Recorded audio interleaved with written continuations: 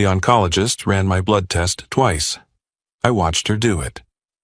She looked at the first result, went very still, and then quietly asked the nurse to draw my blood again and run it a second time, and I watched her look at the second result and get the same look on her face, and then she asked me, in a careful voice, if she could speak with me privately. I was in that hospital because my son was dying, and I'd come to try to save him, and I could see on that doctor's face that something had gone wrong with the one thing I'd come to do. My name doesn't matter as much as what I said in that room a few minutes later, because what those test results showed stopped a room full of medical professionals cold. And then I said 6 words, 6 quiet words, and those 6 words did something that 3 years of my ex-wife's lies could not survive. By the time I walked out of that hospital, the story she had told everyone, the story she had told our own sons, was finished. All it took was the truth, and 6 words, and a blood test she never wanted anyone to run. I need to stop right here, 10 seconds in, because I know this sounds like a revenge story, and it isn't one. I didn't go to that hospital to destroy anyone. I went there to save a 15-year-old boy who'd been taught to be ashamed of me. What happened to my ex-wife happened because the truth finally had a reason to come out, in a place where it couldn't be argued with, and I want to be honest that I took no pleasure in it, because by then the only thing I cared about in the entire world was whether my son was going to live. So, if you've ever loved a child who was turned against you and kept loving them anyway, with nothing asked in return, then stay with me and go ahead and subscribe, because this is a story about what a father actually is. And I'll warn you now, it's going to hurt before it heals. Okay, let me back up. You need to understand how a man ends up giving his blood to save a son who won't return his calls. I'm 44 years old, and I run a small auto repair shop. Just me and 2 other guys, fixing cars, the same work I've done since I was 19.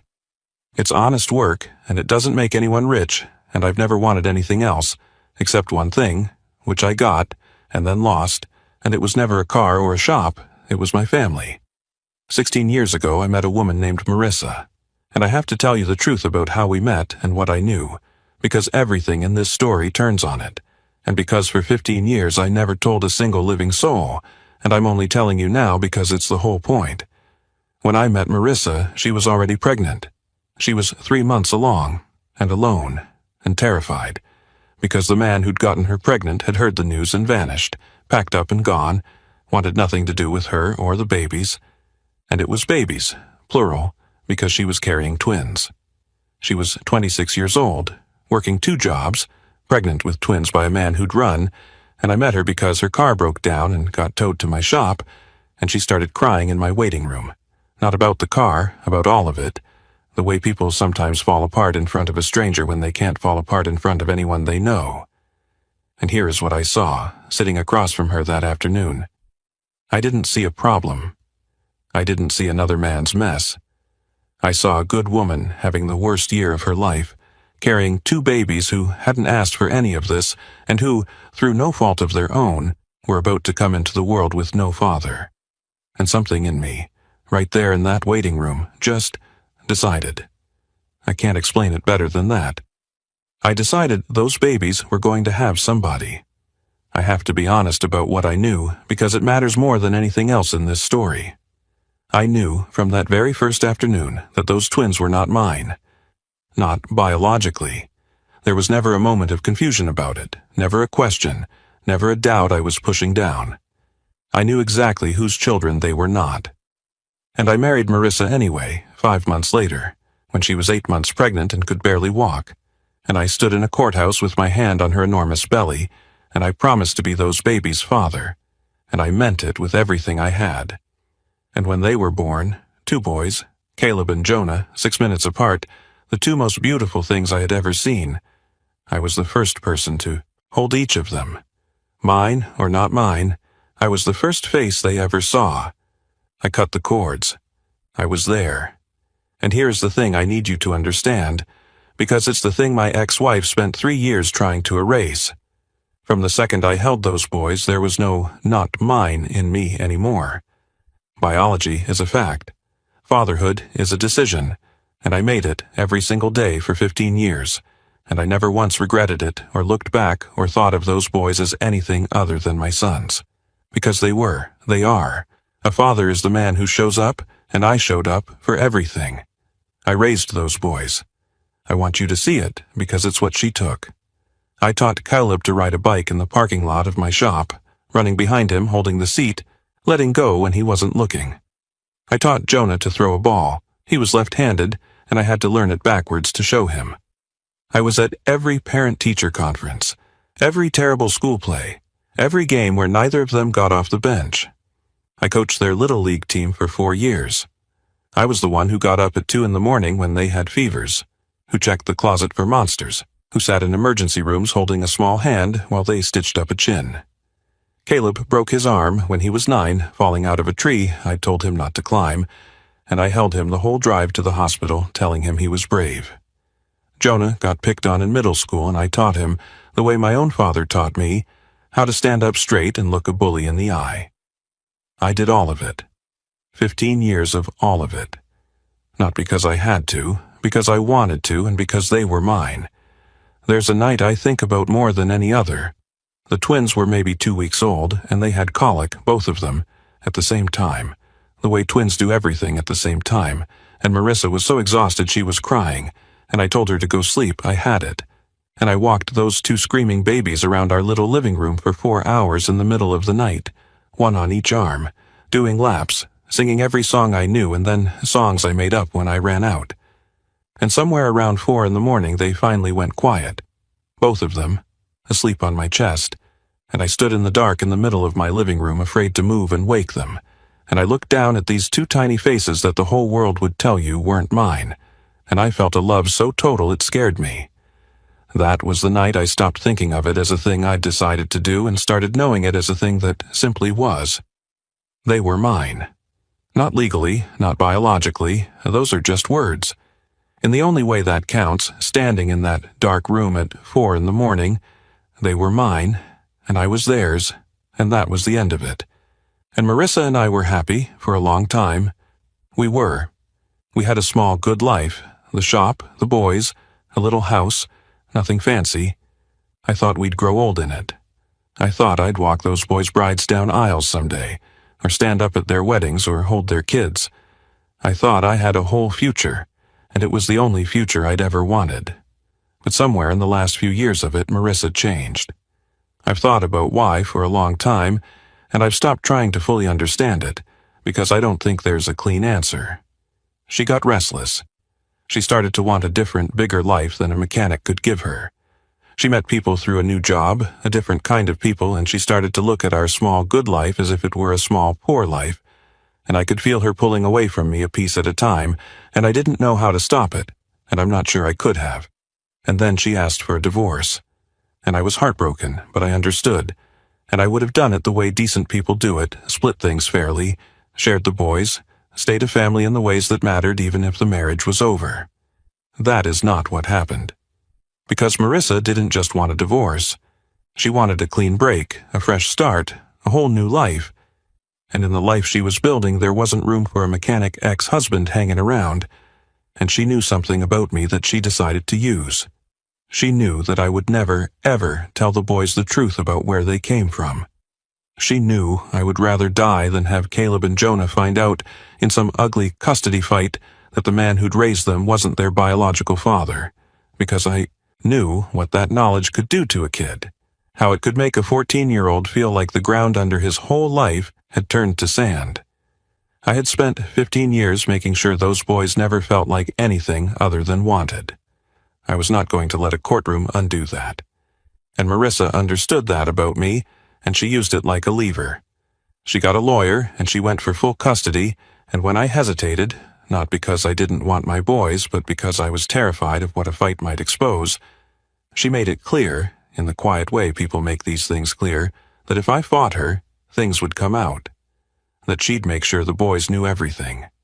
She dangled the one thing I'd protected their whole lives over my head, and she watched me understand it, and she knew she'd won. So I didn't fight. God help me. I let her have full custody of my sons, because the alternative was a war that would blow up the one secret I'd spent 15 years keeping to protect them. I told myself I'd still see them, that we'd work it out, that being a weekend father was better than being the man who detonated their sense of who they were. And then she took even that away, because a few weeks after the divorce was final, she sent me a text message. I still have it. I've read it 1,000 times. It said, "The boys have talked about it and they don't want to see you. They're ashamed you're their father. It's better for everyone if you just let them go. They're ashamed you're their father." I'm not sure I have the words for what that did to me, so I'll just tell you what I did. I read that text sitting in my truck outside my shop, and I put the phone down on the seat and I put my hands on the steering wheel, and I didn't cry and I didn't rage. I just sat there for about an hour, completely still, while something inside me that had been alive for 15 years quietly died. Because the cruelest part wasn't that she'd taken them. It was that she'd made me doubt the one thing I'd been sure of. Whether the boys loved me. Whether all of it had been real. She'd reached into the best thing I'd ever done and made me wonder if it had ever mattered at all. And here's the part I'm least proud of. I believed her. I shouldn't have, but I did.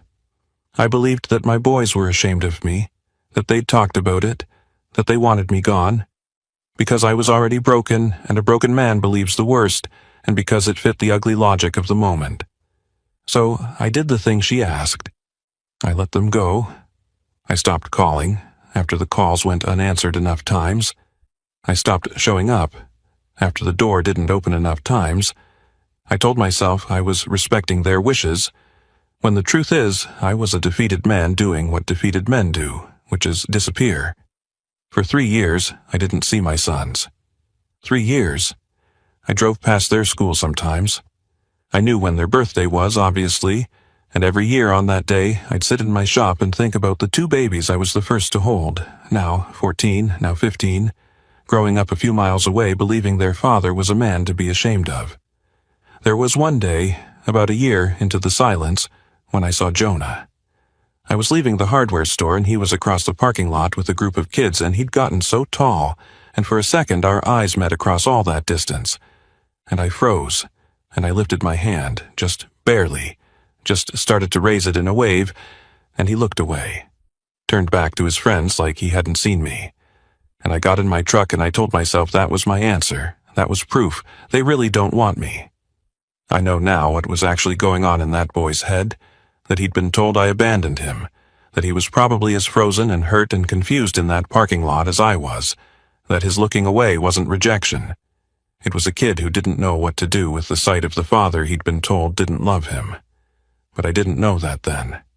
Then it just about finished me. I never sent anything because I thought it would be unwelcome. I just carried it. 3 years of carrying it, alone, the way I'd carried the secret alone. The way it turned out, I carried everything alone. And then, on an ordinary Tuesday, my phone rang, and it was a number I didn't recognize, and I almost didn't answer it. And I've thought 100 times about how close I came to not answering, and what would have happened to my son if I hadn't. It was Marissa's sister, Dana, the only person in Marissa's family who'd ever really liked me, and the only one who'd kept my number. And her voice was shaking, and she said, "Isaac, I'm sorry to call you. I didn't know if I should, but you need to know. It's Caleb. He's sick. He's really sick." Caleb had leukemia. I found out over that phone call and the frantic days after it what had been happening in the 3 years I'd been gone. Caleb had been diagnosed almost a year earlier, acute lymphoblastic leukemia, the kind that can be beaten but doesn't play fair. He'd done the chemotherapy, months of it, and it had worked. And he'd gone into remission, and for a while, everyone thought it was over. And then, a few months before Dana called me, it had come back. Relapsed. And a leukemia that comes back after treatment is a different, more dangerous animal. And the doctors had told Marissa that Caleb's best chance, maybe his only real chance, was a bone marrow transplant. A stem cell transplant from a donor whose tissue type matched his, closely enough that it could give him a whole new immune system to fight the cancer. And they couldn't find a match. Here's what I learned about how it works, because I learned all of it very fast, the way you learn things when your child's life depends on them. When you need a marrow transplant, the first place they look is your brothers and sisters because siblings have the best odds, but even a sibling only has about a 1 in 4 chance of being a close enough match. So, they'd tested Jonah, Caleb's own twin. And here's the thing most people don't know. Fraternal twins are just regular siblings who happen to share a womb, genetically no closer than any other brothers. Jonah was not a match. It was a gut punch for everyone. The twin, right there, and not a match. Then they test the parents, and then they search the worldwide registry of volunteer donors, millions of strangers who've signed up to maybe someday save a life. And for Caleb, so far, nothing had matched closely enough. And the thing about relapse leukemia is that it doesn't wait. Dr. Sorensen explained it to me later, gently, but the shape of it was brutal.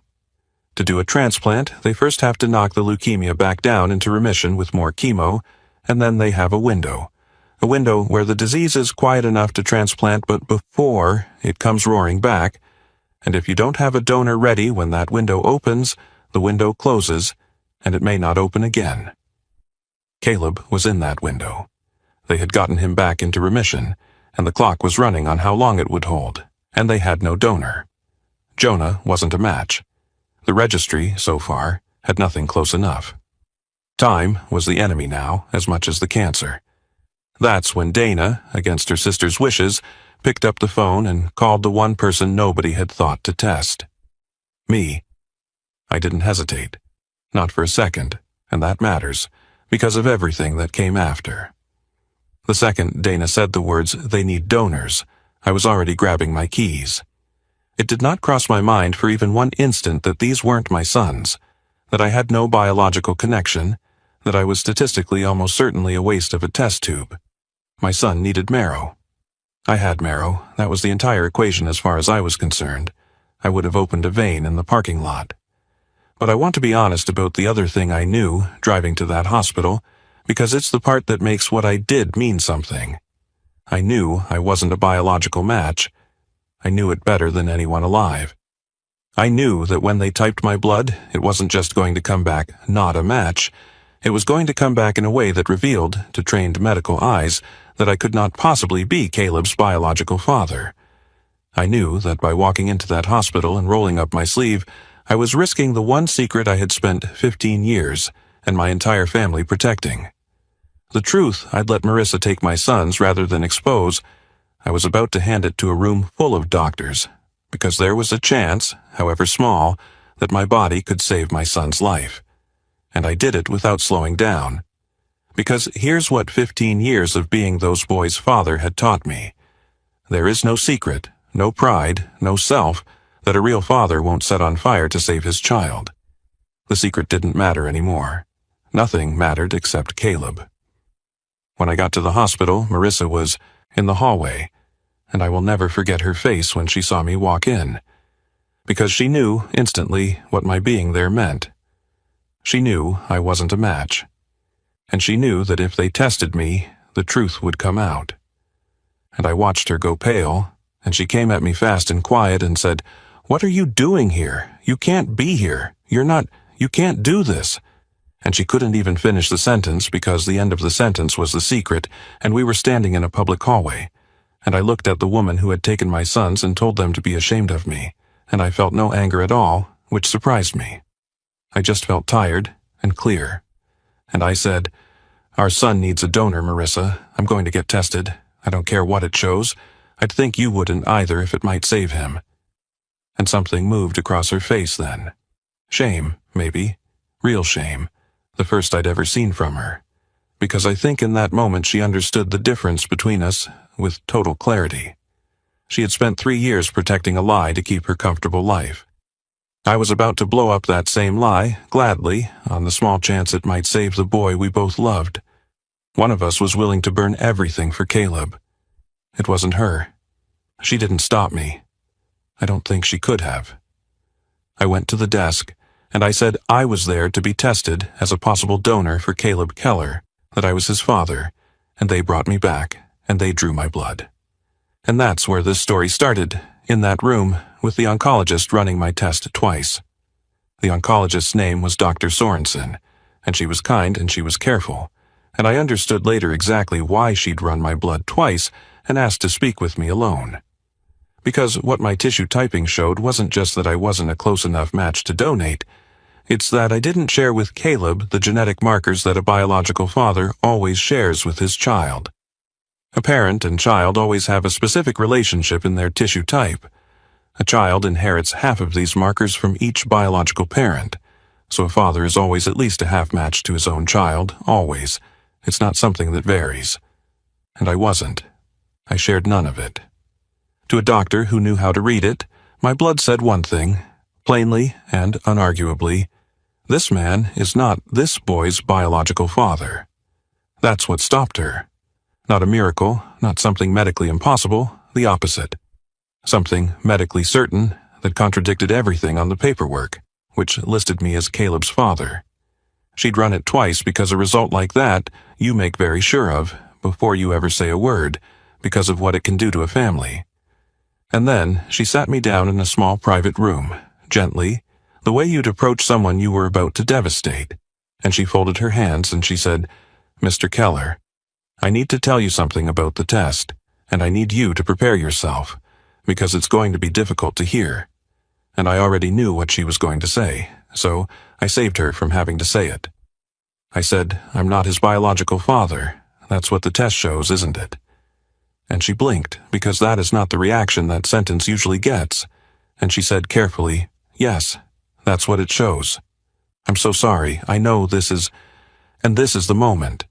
This is the moment everything I'd carried for 15 years came down to, because Dr. Sorensen was looking at me with so much compassion, braced for me to fall apart, braced to watch a man's world collapse. And I wasn't going to collapse, because my world hadn't just collapsed. It had collapsed 15 years ago in a courthouse when I put my hand on a pregnant woman's belly and chose those boys, and I'd been standing in the rubble of that beautiful collapse, happily, ever since. So I looked at that kind doctor, and I said the 6 words, the ones that ended everything. I said, "I know, they're still my sons." And I watched her face change.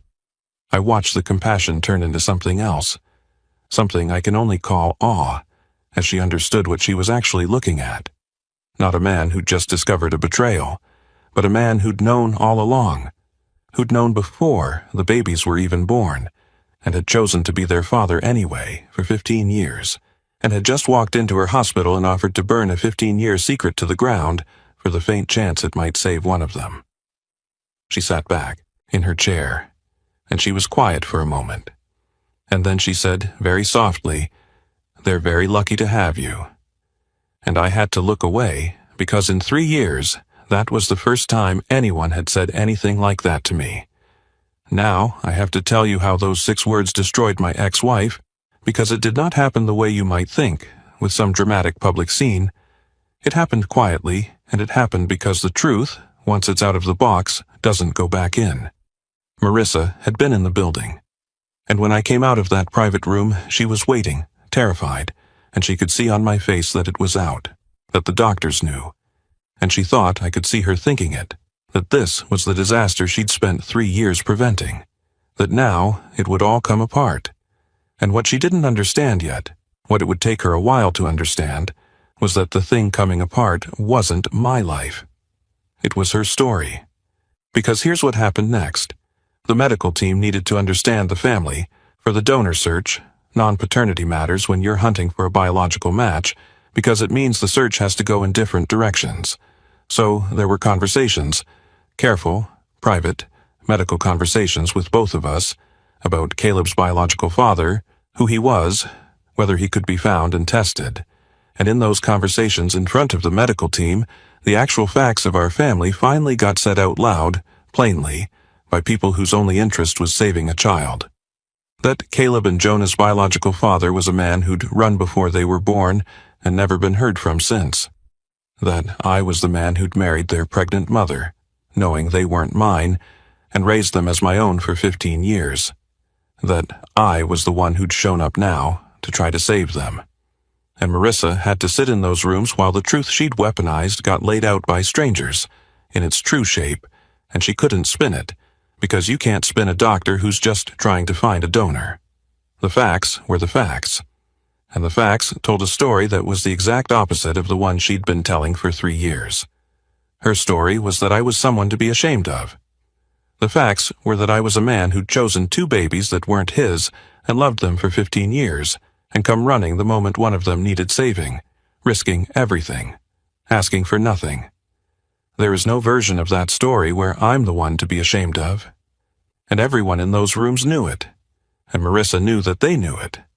They let me see Caleb a couple of days after the testing, once the boys knew I'd come. And walking into that hospital room undid something I'd been holding shut for 3 years, without knowing it. My son was in the bed, and the leukemia and the chemo had taken his hair and a lot of his weight, and he looked so much younger and so much older than 15 all at once, the way sick kids do. And I stood in the doorway terrified, because the last real information I had was that my son was ashamed of me, and I didn't know what I'd see on his face. And Caleb looked up, and he saw me, and his chin started to shake, and he said, "Dad?" And I crossed that room in about 3 steps, and I took my sick boy in my arms as careful as I could with all the lines and tubes, and he held onto the back of my shirt with both fists and cried, and I cried, and neither of us said anything for a long time because there was nothing that needed saying that wasn't already being said. 3 years. And it dissolved in about 3 seconds, the way I should have known it would, because love that real doesn't actually go anywhere, it just waits. But the medical team wasn't the room that mattered most. The room that mattered was the one where my sons finally heard the truth.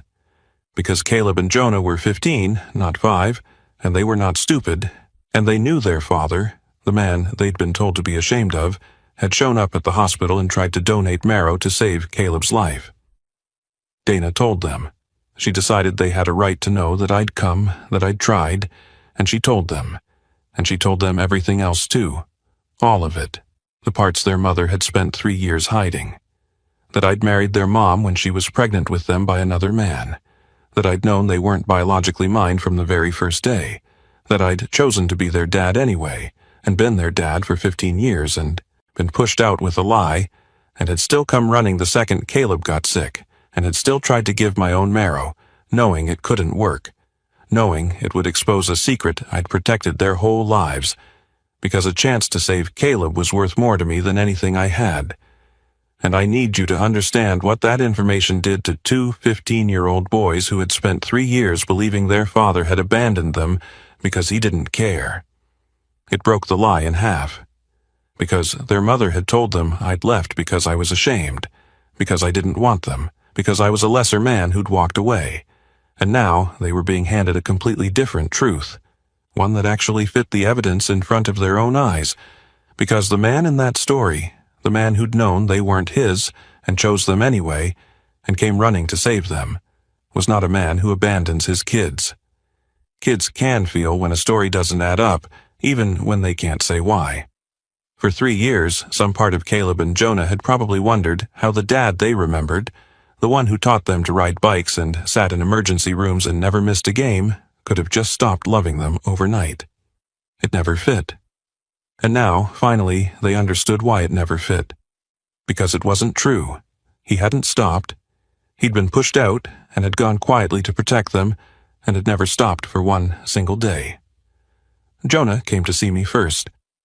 My left-handed boy, 15 now, taller than me, and he showed up at my shop on a Thursday afternoon, and he stood in the doorway of my office with his hands jammed in his pockets, and I stood up with no idea what to do with mine, and we just looked at each other for a second across 3 years and a lie, and then he said, "Is it true that you knew?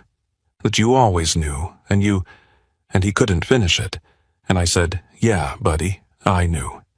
It never mattered to me for 1 second. And my 15-year-old son crossed that office and put his arms around me and cried into my shoulder like he was 5 again, and I held on to him. And I want to tell you that after 3 years of being told my sons were ashamed of me, holding Jonah in that office was the closest thing to resurrection I ever expect to feel. He told me the truth then, the truth their mother's text had buried. They had never said they were ashamed of me. They had never talked about it and decided they didn't want to see me. That entire text message, the one that had gutted me, the one I'd read 1,000 times, she'd made it up.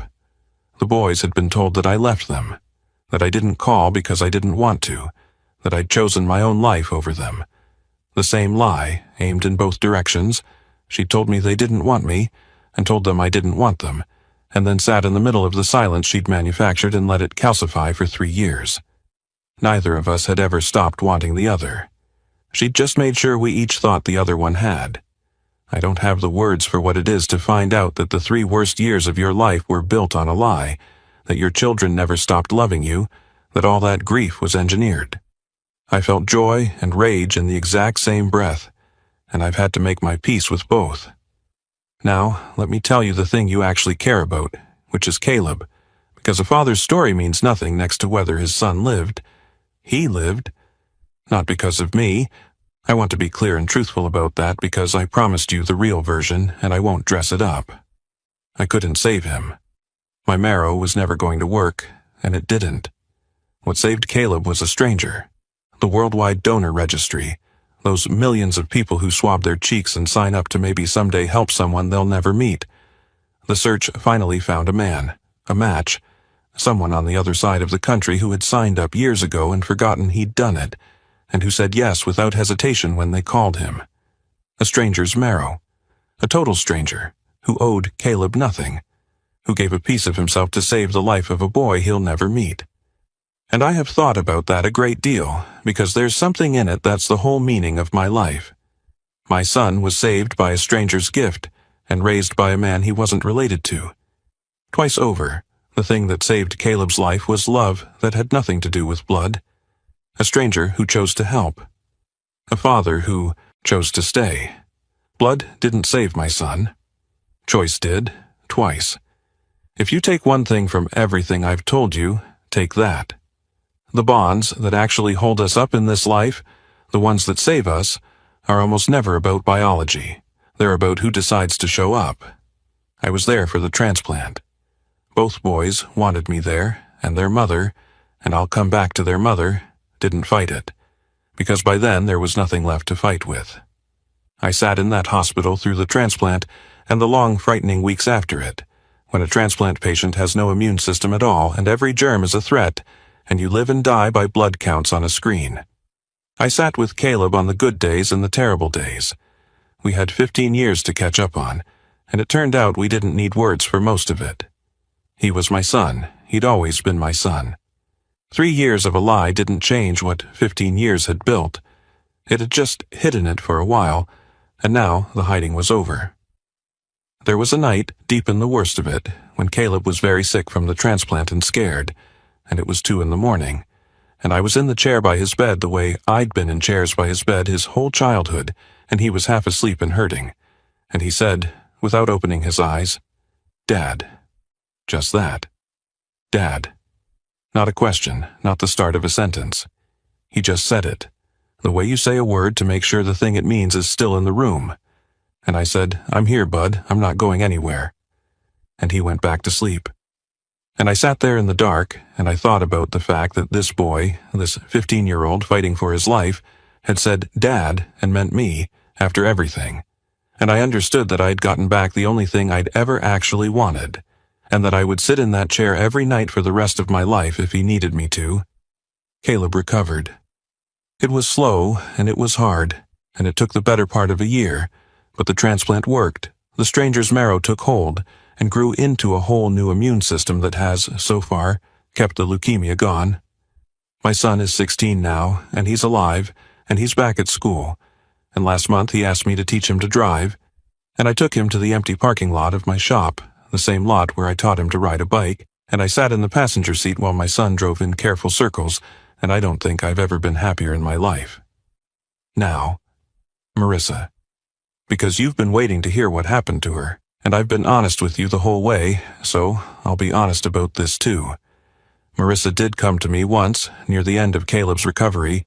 She found me in the hospital corridor and she looked older than I remembered, worn down, and she said she was sorry. And I could tell it cost her something to say it, and I could also tell it wasn't really enough, and I think she knew that too. She said she'd told herself for 3 years that she'd done it for the boys, given them a cleaner life, a fresh start without the complication of me. And that watching me walk into that hospital and offer my own marrow, knowing what it would expose, had shown her what she'd actually done, in a light she couldn't look away from. I didn't say much, there wasn't much to say. I just told her the only thing that mattered anymore, which was that we both needed to be good parents to those boys from here on, and that I wasn't interested in a war. She nodded, and she cried a little, and she went back down the hall. That was the closest we ever came to settling it, and it's probably the closest we ever will. I don't hate her. I want to say that because it's true, and because hating her would poison the good I've gotten back. She did a terrible thing, and she did real damage, and I don't excuse any of it. But she's still the mother of my sons, and my sons need her, and I am not going to spend the back half of my life teaching two boys to hate their mother, because I know exactly what it does to a kid to be used as a weapon between his parents. I watched her do it, and I felt what it cost, so I don't do it. When Caleb and Jonah are with me, I don't run her down. I let them love her and work out their own feelings in their own time, because that's their journey and not mine to poison. That part isn't for her, it's for them. It's always been for them. Everything I've ever done as their father has been for them. We share custody now, real custody, the kind we should have had from the start. The boys are with me half the time. My house has their stuff in it again. Jonah's left-handed baseball glove by the door, Caleb's shoes in the hall, the ordinary beautiful clutter of teenagers who live somewhere. I lost 3 years I'll never get back, but I got the rest of them. And after a stretch where I thought I'd lost my sons forever, the rest of them is a gift so enormous I can barely hold it. Let me leave you with one thing, and then a question, because I really do read these. For 15 years I kept a secret because I thought the truth would hurt my sons, that finding out I wasn't their biological father would make them feel unwanted, unmoored, like their whole life was a lie. And I was wrong. When the truth finally came out, it didn't make them feel unwanted. It made them feel chosen. Because the truth wasn't, your father isn't really your father. The truth was, a man who had no obligation to you looked at 2 newborns who weren't his and decided to love you for the rest of his life. That's not a truth that wounds a kid. That's a truth that tells a kid he was wanted so much that someone signed up for him with his eyes wide open. I spent 15 years afraid of the one thing that, once they knew it, healed us. So here's my question, and I'd genuinely like to know. Is there a truth you've been keeping from someone you love because you're afraid it will hurt them, when maybe, just maybe, it's the thing that would finally set you both free? Tell me. I read every one. And if this story meant something to you, do me one small kindness before you go. Leave a comment, even a single word, so I know you stayed with us all the way to the end. And then do one more thing, and this one isn't for me. Go look up how to join the bone marrow registry. It takes a cheek swab. Somewhere out there is a stranger's kid, running out of options, whose whole life is waiting on someone exactly like you deciding to show up. My son is alive because a stranger did. Be somebody's stranger.